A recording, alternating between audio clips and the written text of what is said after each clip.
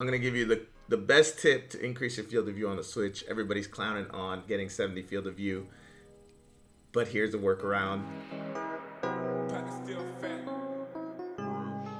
So I wanted to just walk through the best settings that I know of that I use to run Apex Legends on the Switch. The Switch just came out last week, so it's very exciting times for Apex, and I hope that more and more people start using the Switch. I know that more people that have never played first-person shooters are going to have access to play first-person shooters and a beautiful game that Respawn has created. So I want to walk through some of these settings. So to first start out, I'm gonna talk about controller settings. So for controller settings, it's not that customizable in terms of button layout. I use the default button layout, which works for me. Some people like the bumper jumper. Those are probably the two preferred button layouts as of now. And you know, the other thing that you want to talk about that I want to talk about is the crouch button. I use toggle. I don't use hold. That's more of a preference thing. If you do hold, then it's easier to crouch spam. But again, with the Switch, your movement is going to be limited anyways because of the frames per second and how choppy everything looks. The biggest thing to point out here is the menu cursor speed. So everything feels like it moves really slow on the Switch.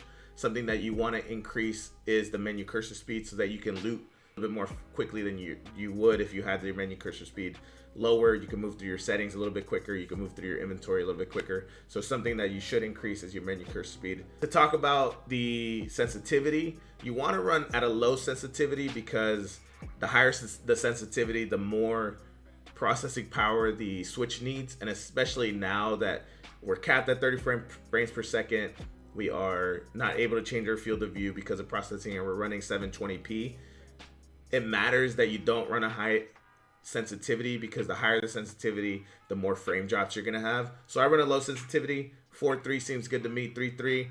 Anything above 5, you're gonna have choppiness, a little bit more choppiness than somebody running at a lower sense. So definitely think about that when you're trying to select your sensitivity. Try things out, see what works for you, see if you can handle the choppiness, see if you can't. And again, response dead curve, look dead zone, steady, small. Movement dead zone is small. You want to have these on the lower end. The higher end stuff is more for the freedom that you get when you play on something like a PC or Xbox in terms of being able to control your aim. Unfortunately, there's a lot of input delay no matter what you're using. If you're using Joy-Cons, and controller input delay is where if you move, right, it takes maybe an extra half second for the and you don't feel it right away, but you will feel it in some fights. It takes maybe a little bit longer for the game to capture what the movement is. And so there's a little bit of a delay between what you're actually doing on the controller and what the console is grabbing. And so with that input delay, that means that your aim is going to be a little harder to control. So you want to do what you can with the settings to move it so that you have more steady aim, so you have more control of your aim, and that's with these lower settings here that you see on the screen. The last thing to point out here is this HD rumble. I think some controllers have some capability to have vibration on. I put it off because again, it messes with your recoil control. Just any vibration that you have on your controller, turn it off. It's going to help you in the long run. It's going to help you with controlling your aim. Don't get used to it with the vibration on. I think it's something that you're going to do in first-person shooters throughout, you playing your first-person shooters. Last thing is these motion controls. This is Switch specific. The motion controls are there. If you're using your control, you can move it side to side or up and down, and the legend in the game will look where you're moving your controller. Turn these off. There's no need for you to run these. Maybe for a challenge, maybe you want to do something funny, but this is gonna hurt you more than it's gonna help you. Make sure that this is off. I forgot to turn this off for my first game. Make sure that this is off, and thank me later for that. Moving on to the video, there isn't much here. Sprint view shake is something to put to minimal. The more, if you have, this is where you're running and it's kind of shaking the screen to make it feel a little bit more realistic. You want to have it minimal. The frames are already so bad that any additional shake on the screen is gonna hurt more than it's gonna help. I don't mess with the brightness, and there's obviously nothing. The piece that's omitted here is the field of view. You cannot change it. You can change it on console. You can change it on PC. You just can't change it on the Switch, unfortunately. To talk about audio settings really quickly, as a streamer, if you're a streamer, listen to this. If you're not, feel free to skip this part.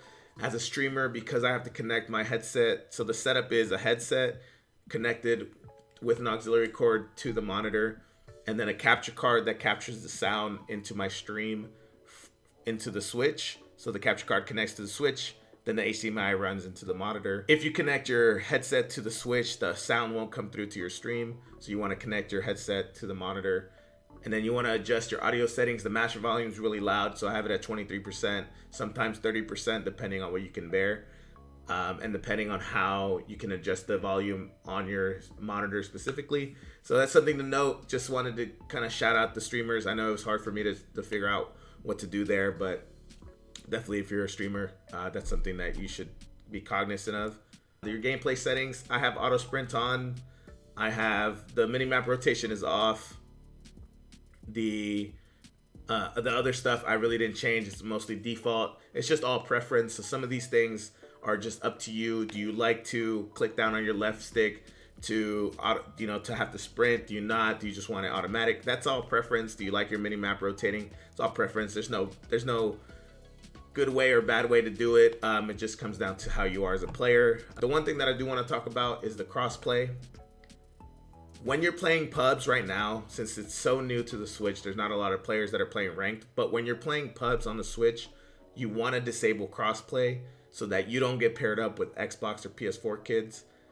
The reason you want to do that is because the PS4 and the Xbox kids, they have an advantage because they're running at a higher frames per second than you are. So you don't want to put yourself in those lobbies because you're just going to be at a disadvantage. You want to play against other Switch players who are playing on the same settings, who are playing on the same field of view, so that you have a better gaming experience overall.